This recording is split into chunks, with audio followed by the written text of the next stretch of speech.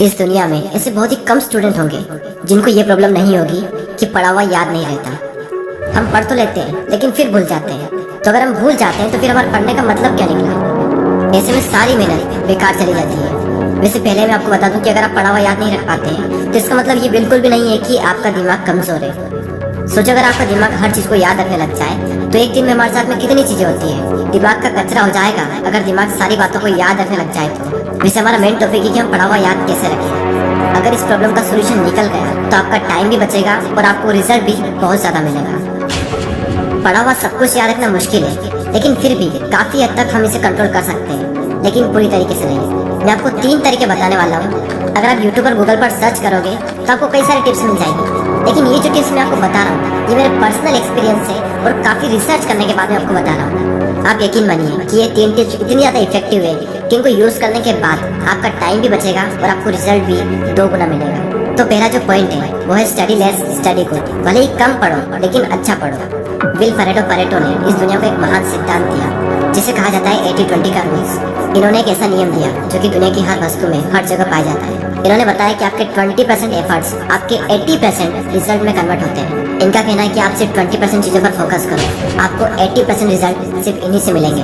Example के लिए will Pareto बताते हैं कि दुनिया का 80% पैसा और जमीन इस दुनिया के 20% लोगों के पास में है। 80% क्राइम इस दुनिया के 20% लोग करते हैं। 80% ट्रैफिक इस दुनिया के 20% रोड पर होता है और 80% टाइम हम 20% कपड़े पहनते हैं। और इस दुनिया की 80% अल्कोहल यानी शराब इस दुनिया के 20% शराबी पी जाते हैं। 80% भोजन इस दुनिया की 20% जमीन से निकलता है। 80% बारिश इस दुनिया के 20% बादलों से होती है।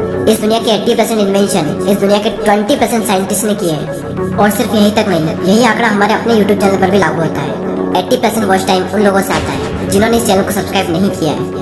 कहीं आप भी तो 80% लोगों में से नहीं हो। और सबसे इम्पोर्टेंट फैक्ट कि 80% रिजल्ट हमारे 20% एक्शन से आता है।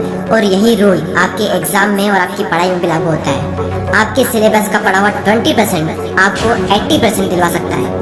तो आप 20% मोस्ट इम्पोर्टेंट चीज़ों को निकालें और उनको पढ़ें और वही 20% चीज़ें आपको 80% रिजल्ट दिलवा सकती है। और आपने जो 20% निकाला है वो आपके सिलेबस के कंपेरिजन में बहुत ही कम है। तो ये जो कम है ना, इसको बहुत ही अच्छे से करो। और यही था हमारा first point, study less and study good. दोस्तों मैंने भी कई बार ये गलती की है कि जितना पढ़ना होता है उससे हम कई गुना ज़्यादा पढ़ते हैं और इसका रिजल्ट ये होता है कि हमें जो याद रखना चाहिए वो भी हम भूल जाते हैं। एग्जाम में वैसे भी ज़्यादा दिन नहीं बचे तो आप इस रूल को यूज़ करके काफ़ी अच्छा रिजल्ट पा सकते हैं। अब नेक्स्ट जो पॉइंट है वो है स्टडी इन मॉर्निंग। और ये जो पॉइंट है ना, ये मेरा फेवरेट पॉइंट है क्योंकि मैंने अपनी लाइफ की ज़्यादातर पढ़ाई सुबह ही की है।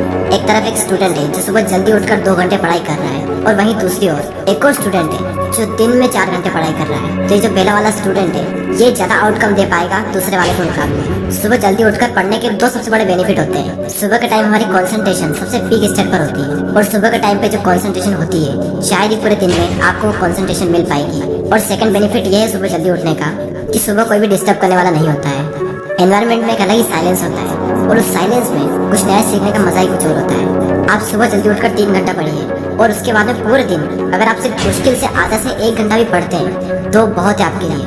कहने को तो लोग 8-10 घंटे पढ़ते हैं लेकिन जो 2-3 घंटे की मेन पढ़ाई जो होती है कॉन्सेंट्रेशन के साथ में वही सबसे मेन चीज होती है। बाकी सब दिखावा है। हमारे देश के प्राइम मिनिस्टर मोदी जी ने भी सुबह जल्दी उठकर पढ़ने को कहा है। एक रीजनेबली सुबह सूर्योदय के पहले अगर तैयार हो करके पढ़ना शुरू करते हैं तो पूरी तरह आप बिल्कुल मन से एकदम तंदुरुस्त होते हैं। जैसे बारिश के बाद आसमान कैसा साफ नजर आता है।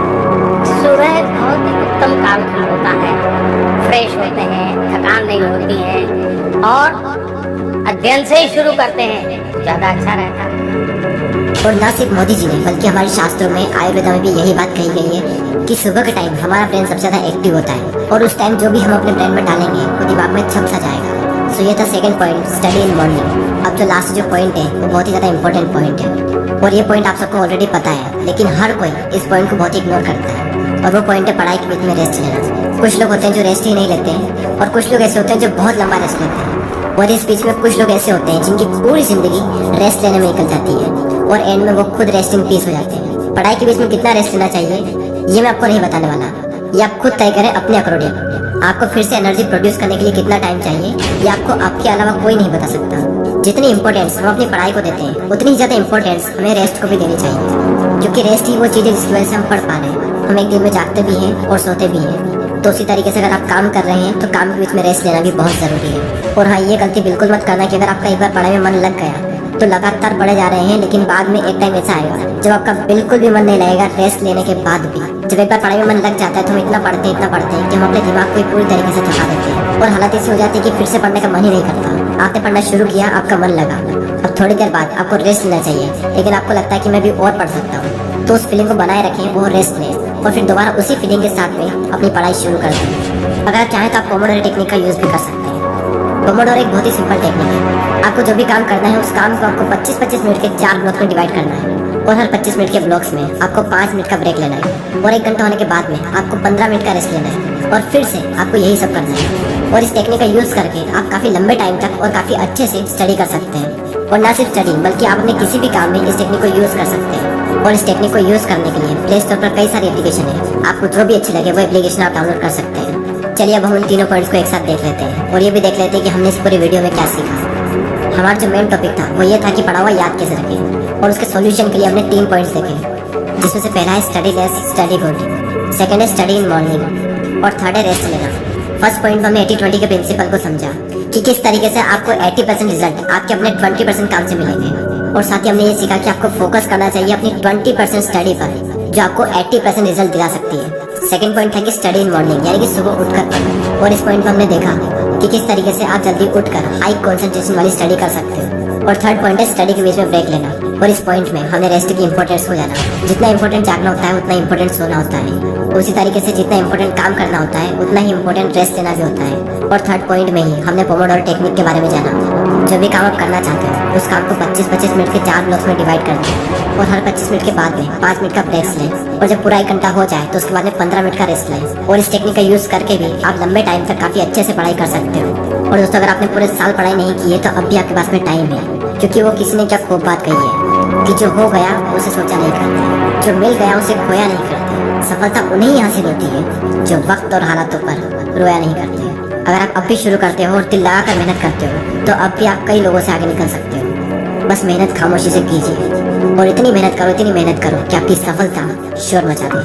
अब वैसे ही बहुत टाइम निकल चुका है और एग्जाम बहुत नज़दीक है, और जब इतना कम टाइम बचा है तो बैठे बैठे ज़िंदगी बर्बाद ना कीजिए, क्योंकि ये ज़िंदगी मिलती है कुछ कर दिखाने के लिए। रोके अगर आसमान हमारे रास्ते को तो तैयार हो जाओ आसमान झुकाने के लिए।